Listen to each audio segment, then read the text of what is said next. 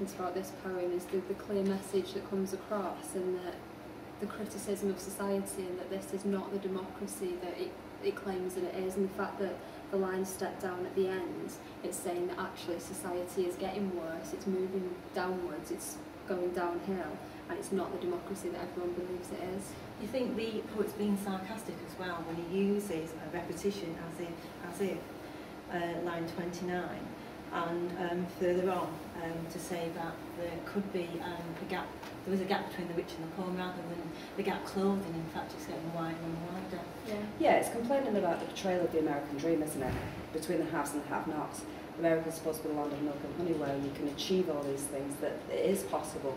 But as the poet shows us, that's simply not the case now, is it? The gap's becoming wider and wider. Yeah, I'm picking up on what you said as well, the idea of as if. Teenagers use it now as if that would ever happen. And it's the idea that as if equality is ever going to happen in this society. So the poet's feelings there are quite clear that there's not equality, and the way it's going, there's not going to be equality. I like as well in line 29 where he's got odorless, and the word is quite odd, and it's like this sort of this fantasy world as well that adds to that as if, because the rich and the poor clear gap is never going to be bridged, and it's like suggesting that for anybody to think such a thing, they're being ludicrous with it. Yeah. I think that the poet affects our view quite well through the description, and the fact that the colour, the yellow garbage truck, the red plastic blazers are used with the Scavengers, and that helps to create our imagery, so we start building up a picture of these people, and once we've got that picture, it builds our sympathies with them, because we feel that we can associate with them. But when describing the people in the Mercedes, we just hear about the coloured stockings and the hip three-piece linen suit, so it's not giving us specific colours. So we then struggle to actually imagine these people, and therefore we have no link to them, we have no understanding of them at all. Yeah. I like the contrast between the Scavengers and the beautiful people.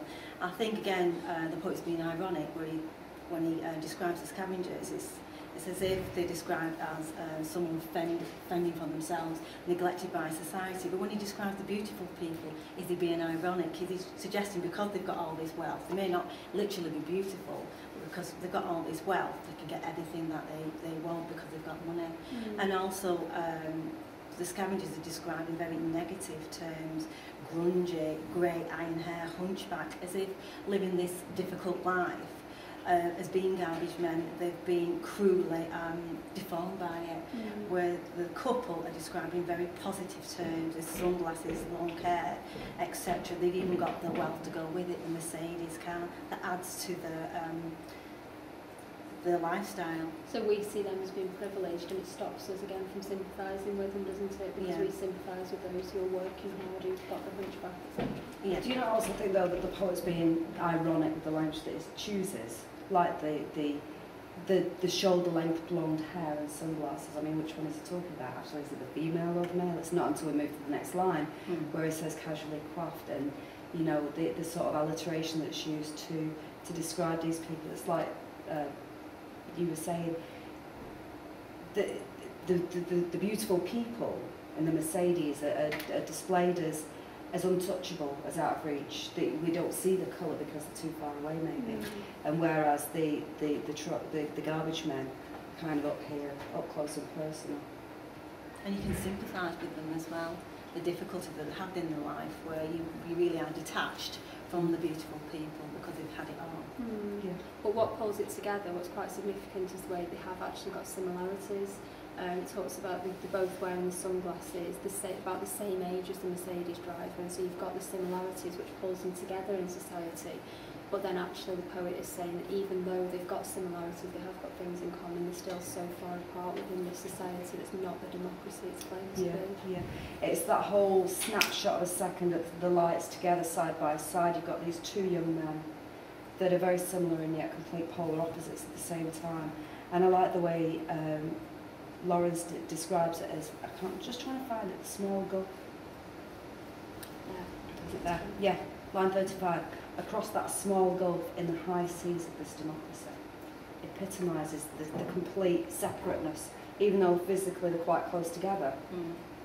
materialistically in regards to status of them in society. They're very, very much worlds apart. Yeah. Well, the word democracy as well is highlighted there, isn't it? Where in America it should be a land of opportunity, and where there isn't really any opportunity for the poor people.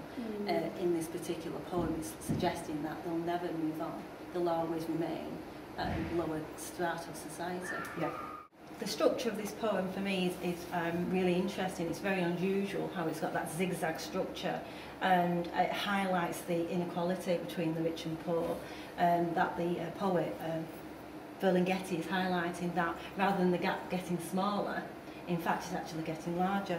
And he uses on line 35 the small gulf, which is clearly ironic, and uses an oxymoron to say that the gap is never going to get smaller. In actual fact it's getting bigger and bigger.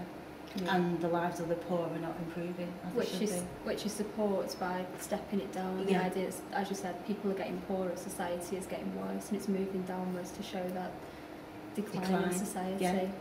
Yeah. The fact there's a lack of punctuation as well also encourages that thought, that kind of flowing downwards, that there's not, we're going to run parallel but we're never going to meet, you know. And at the same time also reflects the fact that this poem is only a snapshot. It's only supposed to have happened in those few seconds that you wait at a red light, and there's a comparison of these two worlds possibly colliding. And coming back to your oxymoron, never heard of a small gulf before in my life. Well, that's the reason why the poet has used it, to highlight that fact. But in actual fact, there isn't a small gulf. No. In actual fact, it's a wide gap which will never be bridged. Yeah. As far as he's concerned. Yeah. Okay, my personal response to this is the fact that I like it. I like it because it kind of goes against the norm for poetry. It stays away from an ordinary structure with standards. It stays away from punctuation, and it uses unusual language as well, as we've discussed. I like the fact that it links for me up to Vultures. I like the fact that there's that kind of imagery that's portrayed. I like the visual effects, like with the colours, with the gargoyle Quasimodo. The same with Vultures, you get things like an easy range of cold telescopic eyes. You can really see that in your mind's eye, the imagery that the poets are putting forward.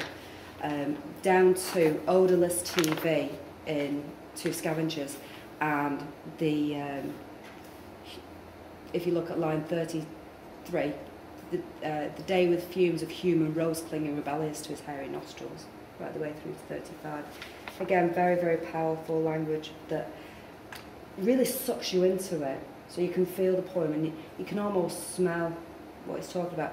You look at you look at TV at these beautiful people, and they don't smell, they don't seem anything.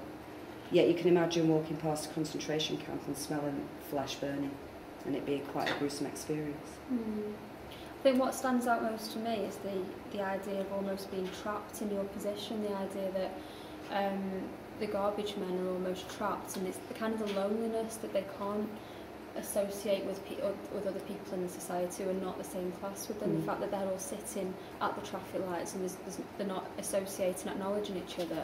And I think that comes across quite strongly in quite a few of the poems, because that obviously with the segregation and nothing's changed, that's obviously sectioning society. It's, people are trapped in their position according to race. And then you go into limbo as well. You've got the idea that someone is physically trapped on the slave ship in the position that they're in, where they've been transported as slaves. So I think that's quite a good crossover between those poems, that you have got that idea that although people are in a society and we're talking about a society, you've still got individual people who are unable to communicate with others within that. And almost that powerlessness of being further down the ladder and not being able to move and be heard, have a voice. Yeah, being trapped, I totally agree with you. The point that I like about Two Scavengers is the contrast that's being made. A very clear, vivid contrast, and this can be related to Island Man, where in this poem the person that's been discussed is very unhappy, and you can see the contrast when he describes the Emerald Island, and it's described in favourable terms, sun surfacing using alliteration, and similar with the Quadrilla Quadford about the beautiful people. So again, the contrast is being made of when someone is happy then obviously the language is described in very positive terms, but when they're very unhappy, that sort of grey, unattractive colour is dull is used as well in Ireland Man, which is similar again to Scavengers, where the garbage men have got grey iron hair, hunchback, gargoyle, etc., etc., described in very negative terms, so that contrast clearly highlights the two different lifestyles. Yeah.